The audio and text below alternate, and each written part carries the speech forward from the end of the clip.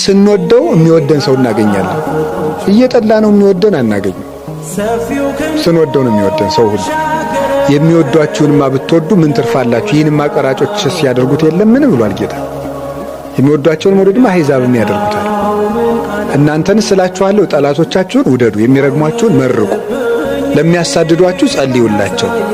የሰማይ አባታችሁ ለክፎችም ለደጎችም ዝናምን ያዘንባል፣ ፀሐይን ያወጣልና ብሏል።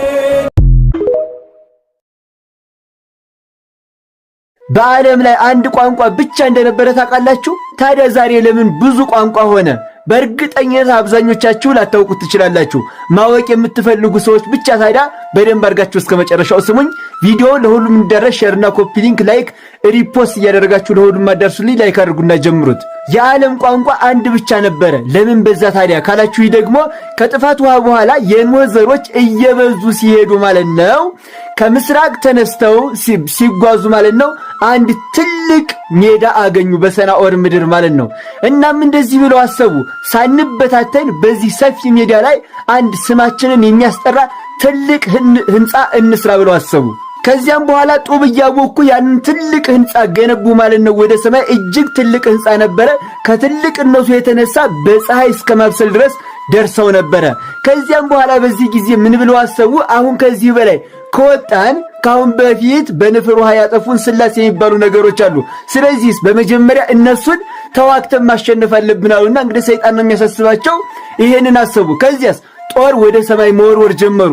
ሲወረውሩ ሰይጣን ያሳሰባቸው ሰይጣን ማለት ነው ጦራቸውን ደም እየቀባ ይልክላቸው ነበር። ከዚያ ምን አሉ? አሁን አብን ወጋ ነው። ሲወረውሩ ደም ሲቀባ አሁን ወልድን ወጋ ነው፣ አሁን መንፈስ ቅዱስን ወጋ ነው እያሉ በስላሴ ላይ መዘባበስ ሲጀምሩ ስላሴ ታዲያ ምን አሉ? በዚህ ጊዜ ንዑ ንረድ ወንቃው ነገሮሙ ለከለዳውያን፣ ኑ የእነዚህን ሰዎች ቋንቋቸውን እንደበላልቅባቸው አሉና ቋንቋቸውን ማለት ነው ደበላለቁባቸው ማለት ነው።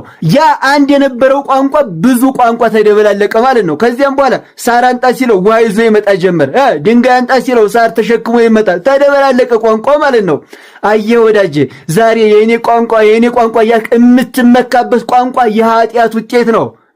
የጽድቅ ውጤት አይደለም። ቋንቋ የኃጢአት ውጤት ነው። በዚህ ነው ቋንቋ መደበላለቅ መብዛት የጀመረው ማለት ነው። ከዚያ ባቢሎን ተባለ ሀገሩም። ባቢሎን ማለት የተደበላለቀ ማለት ነው። ከዚያም በኋላ ህንጻቸውንም በነፋስ በታተኑባቸው ማለት ነው። ስለዚህ ቋንቋ የኃጢአት ውጤት መሆኑን ሁላችንም አውቀን በቋንቋችን አንመካ። ዛሬ እንግዲህ የአብርሃሙ ስላሴ ቋንቋቸውን የደበላለቁበትና ህንጻቸውን ያፈረሱበት ቀን ነው ማለት ነው። ጥር 7 ማለት ነው።